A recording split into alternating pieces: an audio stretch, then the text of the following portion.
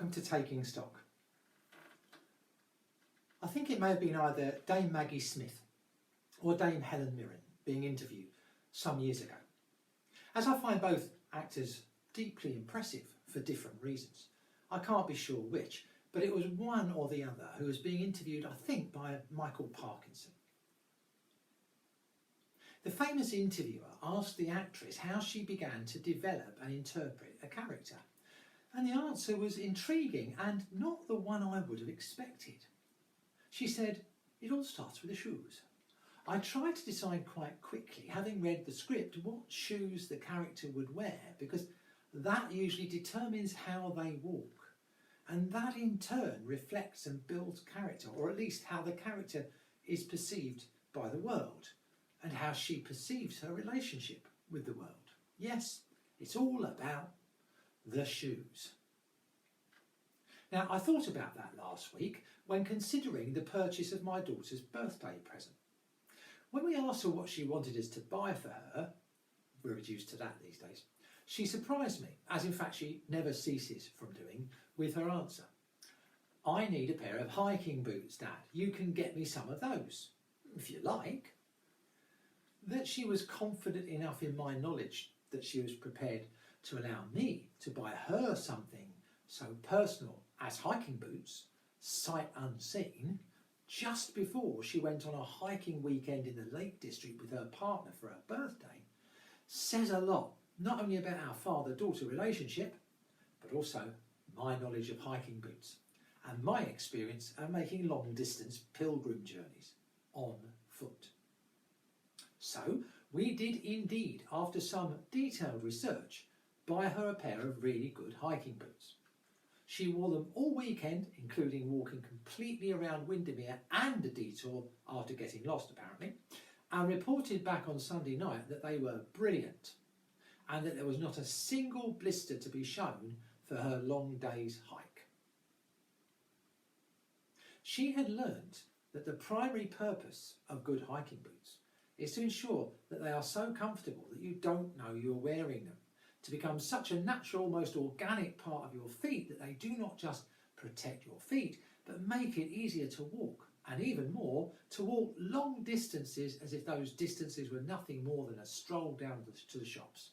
The boots you wear affect not just the comfort of the walk, but even the way you walk, and how you appear to the world when you walk. Good boots equal a relaxed, confident, and even assured gait.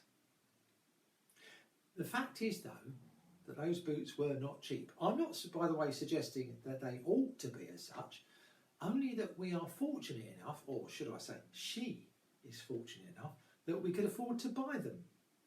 Give it a couple of years into our retirement, and I'm not sure we could.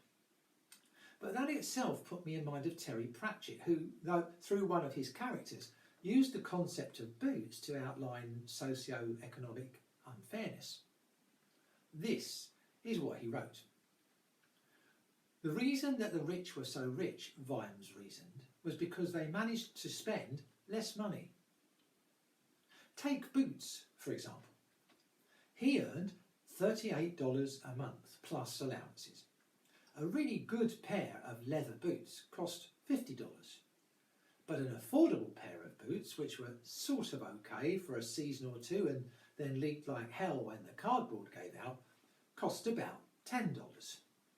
Those were the kind of boots Vimes always bought and wore until the soles were so thin that he could tell where he was in Ankh-Morpork on a foggy night by the feel of the cobbles. But the thing was that good boots lasted for years and years. A man who could afford $50 had a pair of boots that would still be keeping his feet dry in 10 years' time, while the poor man who could only afford cheap boots would have spent $100 on boots in the same time and would still have wet feet. That was the Captain Samuel Vimes' boots theory of socio-economic unfairness. It's a fabulous depiction of why poverty is pernicious, unfair and debilitating, but the kind of thing we take for granted because we have the boots.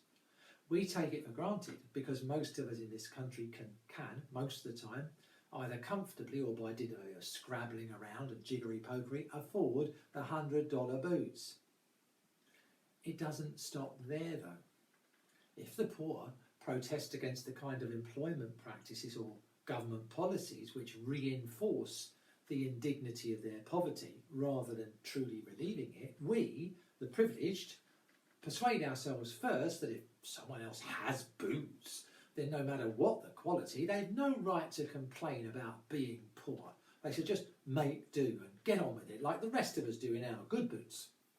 And then second, we persuade ourselves that the fact that they have boots at all means they aren't poor at all.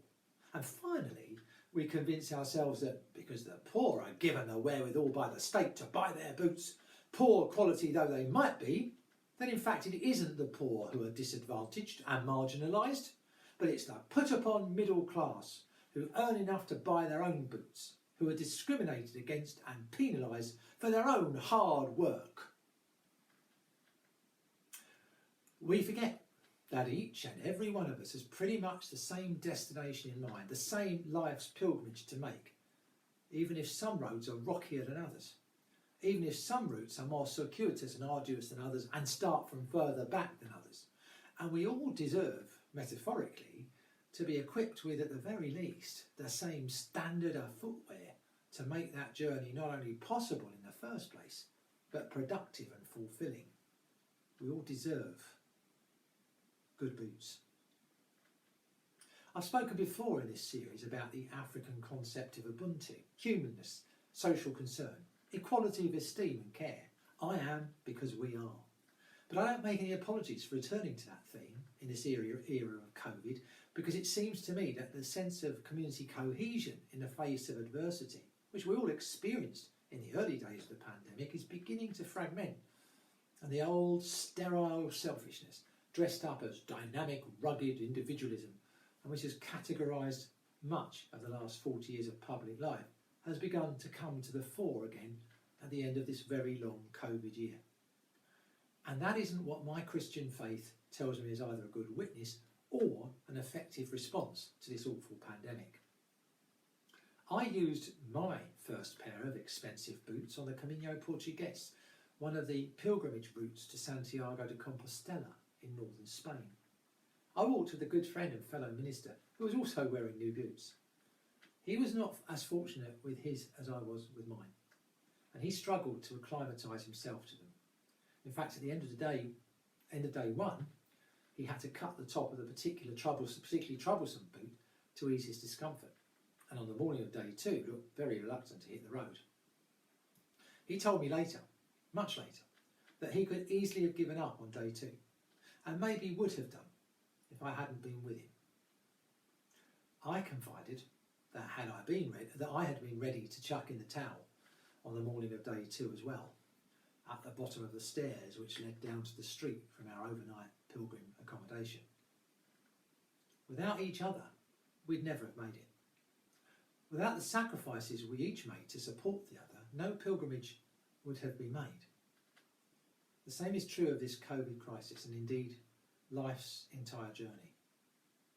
We will not get through this as a society or even as a species if we delude ourselves into thinking that it's all about me. It isn't. It's all about us. Stay safe, people.